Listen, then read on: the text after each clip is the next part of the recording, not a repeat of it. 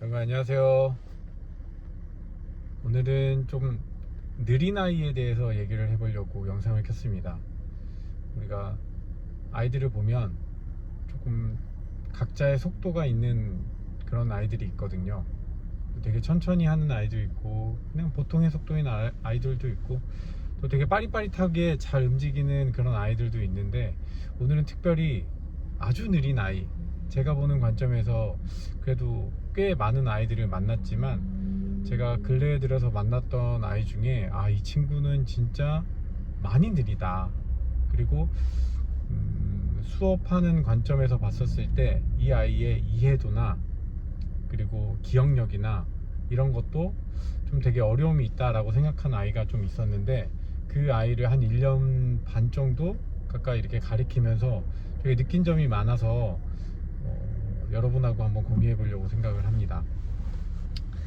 이 아이는 학년은 중학교 3학년 정도 되는 친구인데, 그 친구가 학원도 열심히 다녔고 나름대로 공부를 계속 해왔던 친구인데, 제가 영어 단어 실력이 어느 정도 되는지 이제 평가를 해보고 그 아이의 상태를 이렇게 점검을 해봤는데, 그동안의 학원을 되게 그냥 즐겁게 재밌게 다녔는지 사실 초등학교 3학년, 4학년 수준의 어휘력을 가지고 있어요. 영어 기준으로 했었을 때 아주 기초적인 단어인데도 대부분 잘 모르고, 특히나 읽기가 너무 잘 안 돼서 사실상 이 아이가 영어 공부를 하고 있었나?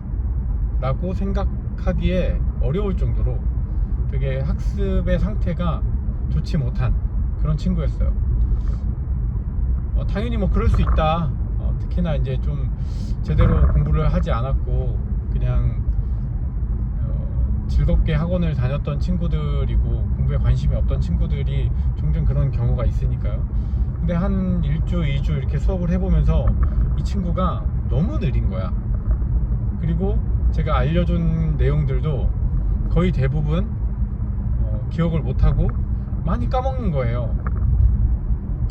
이거 보통이 아니다.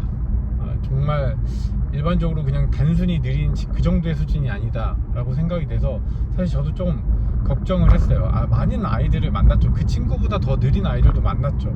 그런데 어쨌든 간에 그런 과거의 경험에서 비추어 볼 때 이 정도로 느린 친구들은 사실 쉽지 않다. 대부분 그렇게 오래 가지도 못하고, 그리고 스스로도 되게 많이 힘들어하다가 지치고 그만두는 경우가 많이 있었거든요. 그래서 이 친구도 사실 쉽지 않을 거다라고 생각을 했어요. 그런데 한 1년 정도 지난 그런 상황에서 봤었을 때 이 친구는 제가 개인적으로 봤었을 때 그 다른 아이들을 비교해 보면 굉장히 큰 성과가 있었다. 제가 볼 땐 놀랄 정도의 성과가 있었다. 뭐지? 이 친구는 왜 이렇게 될 수 있었지? 라고 좀 생각을 한번 곱씹어 보게 됐어요. 그리고 실제로 그 아이에게도 또 부모님에게도 이런저런 이야기를 하면서 많이 공감을 하고, 그리고 스스로도 성장했던 그런 모습들을 느끼고 있는 것 같더라고요. 그럼 뭐가 다른 걸까? 다른 친구들하고 1년 동안 이 친구는 뭐 어떤 부분에 포인트가 달랐기에 이렇게 다른 성과를 조금 냈을까? 여전히 읽는 것도 쉽지 않아요. 그리고 단어를 외우는 것도 그렇게 막 삭삭삭삭삭 뭐 빠른 친구들처럼 막 이렇게 잘 외우지 않아요. 근데 1년 동안 같이 열심히 학습했었을 때 중학교 3학년임에도 불구하고 초등학교 3학년, 4학년 수준이었는데 1년 동안 영어 단어만 한다 하더라도 거의 중학교 3학년, 고등학교 1학년 수준의 그런 역량을 가질 수 있게끔 했어요. 실제로 그렇게 단어를 외우고 나니까 독해도 꽤 할 수 있는 상태가 되었고, 이 친구가 다른 친구들하고 뭐가 다를까를 곰곰이 생각해 보니까 사실은 이 단어 수업을 하면서 보통 저희가 한 3시간 정도 수업을 진행을 하는데 쉽지 않거든요. 이게 단순히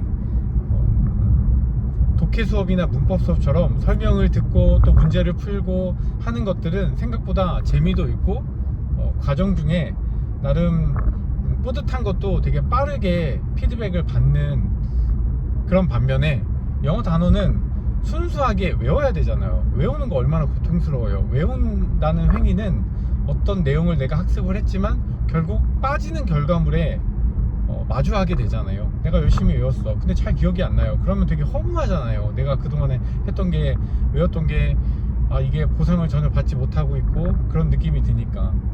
그런데 그러함에도 불구하고 계속 하는 거거든요. 사실 3시간 하는 거 쉽지 않아요. 4시간까지 하는 것도 결코 쉽지 않아. 근데 이 친구는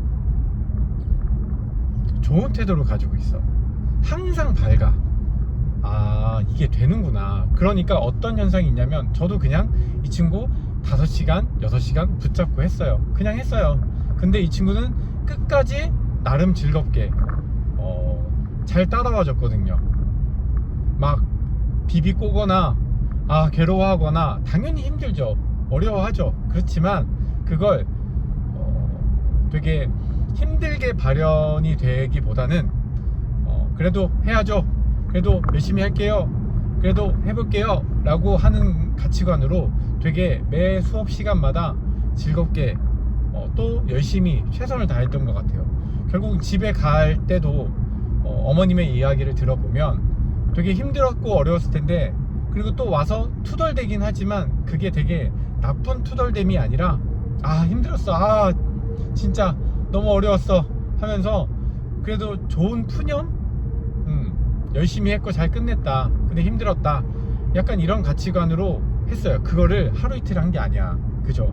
열심히 했어요. 꾸준히 그렇게 5시간, 6시간 묵묵히 계속 했단 말이에요. 정말 천천히 했어요.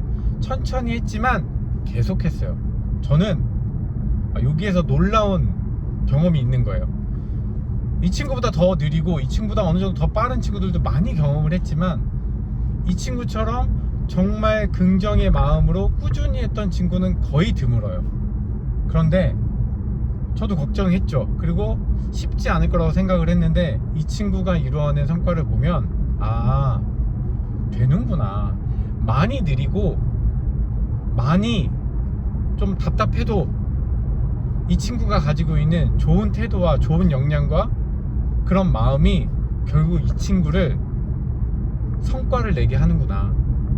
저는 이게 되게 중요한 스스로와의 깨우침이었어요.